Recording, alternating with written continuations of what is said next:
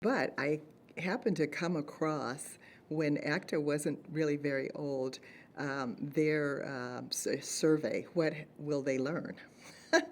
And the minute I started reading that, I thought, well, these are people I have to get to know, because they were interested in the same things that concerned me. The core curriculum.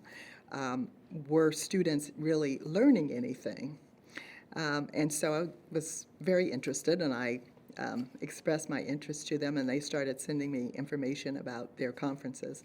And when I was nearby, I went to all their conferences because I thought they were really focused on something that was important.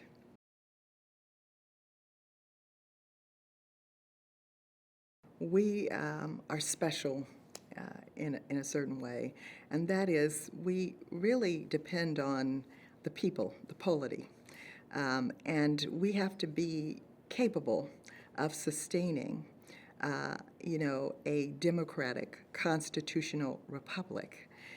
This is not an easy thing. It really requires, a community that's well educated, well informed, and capable of a certain kind of self-restraint and self-sacrifice, right? You have to really understand what we are. And so education is the way we do that.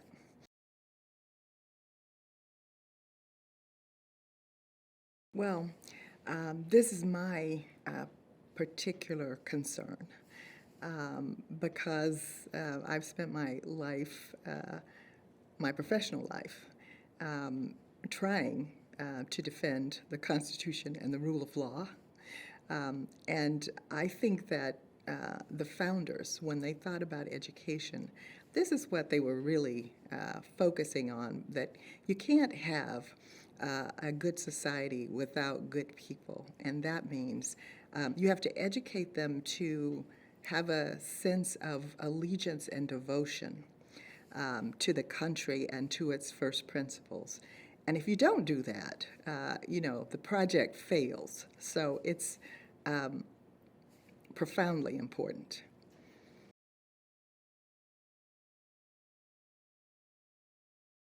Well, there's something curious that's happening now, which is a suggestion almost that there could be a perfect country. Somehow if we just got it, somehow institutionally more right, we would reach some kind of utopian state of perfection. But that's nonsensical, right? I mean, that's just a childish idea. You won't ever have a perfect country because there are people in it, and there are no perfect people. That's just a fact. But the reality is that if there are some flaws and some mistakes, that doesn't mean that all the good is nullified, right? Everything is just wiped out. So my feeling is, yes, warts and all, no one understands the flaws of America better than I do. I am a descendant of slaves. I know all, the bad side of America. And yet, I also think that the first principles on which this country is founded, the idea of the equality of human beings, the brotherhood of man, the fatherhood of God, was something extraordinary that came into the world. And the idea of self-government, that no one is born to be ruled without their consent. Those are really, really important things. And I think, just because we are flawed and we make mistakes, and the bad parts of our history were really bad, but the basis for this country, the founding principles are really, really good. They're still good. They're still true.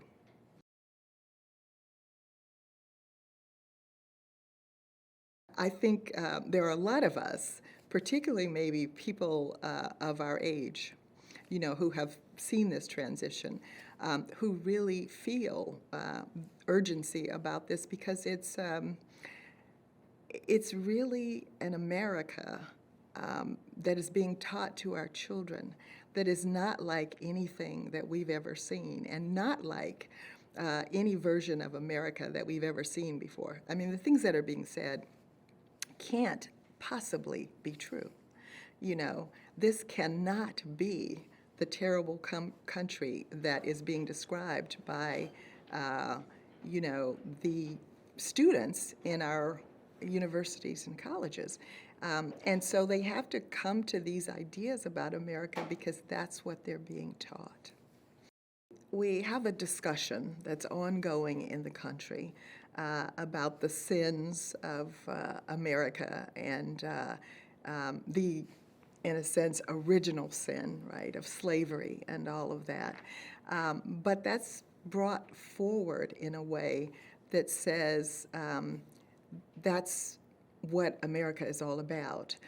In fact, the 1619 Project says, you know, anti-black racism is in the country's DNA, which suggests there cannot be any cure for that, right?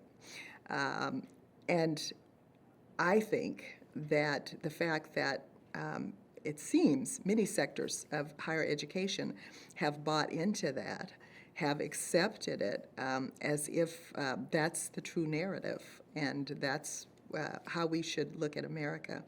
And that seems to me not just tragic, but catastrophic, because we now have generations of people who actually don't know anything about the country in which they live, the country from which they have benefited, and in fact, you know, everything they have, all the good benefits that they've taken advantage of, they reject and feel that they have no obligation. I happen to think that the principles on which the country was founded deserve allegiance and devotion.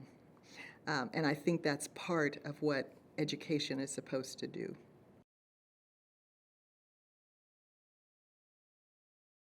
I would like to be optimistic. I'm not pessimistic, but I think I'm a realist.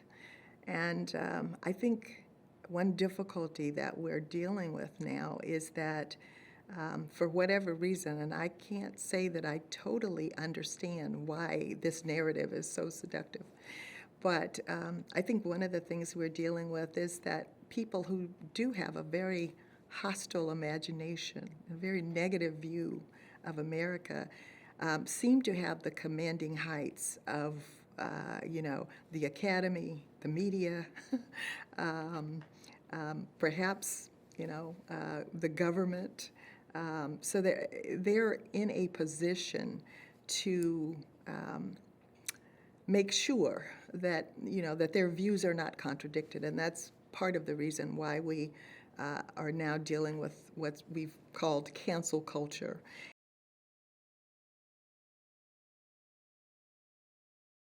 It's been kind of shocking to me, the repudiation of the First Amendment, which is really very much a part of America. It's what, you know, everybody has looked at America and found that part of us to be very unique. You know, our willingness to hear all sides and to you know, be open to discussing very tough subjects.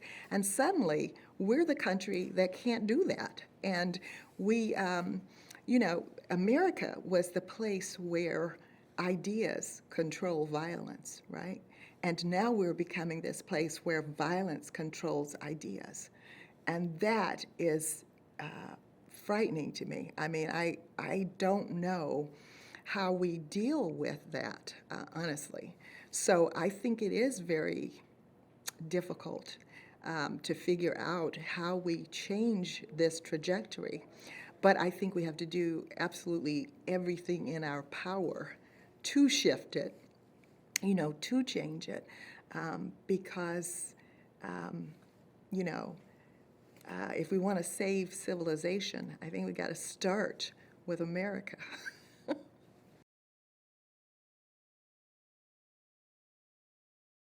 John Adams says, you know, I have this sense of excitement when I think about, you know, the settling of America, because he says, it seemed to me that we would basically rescue all the slavish parts of mankind, right?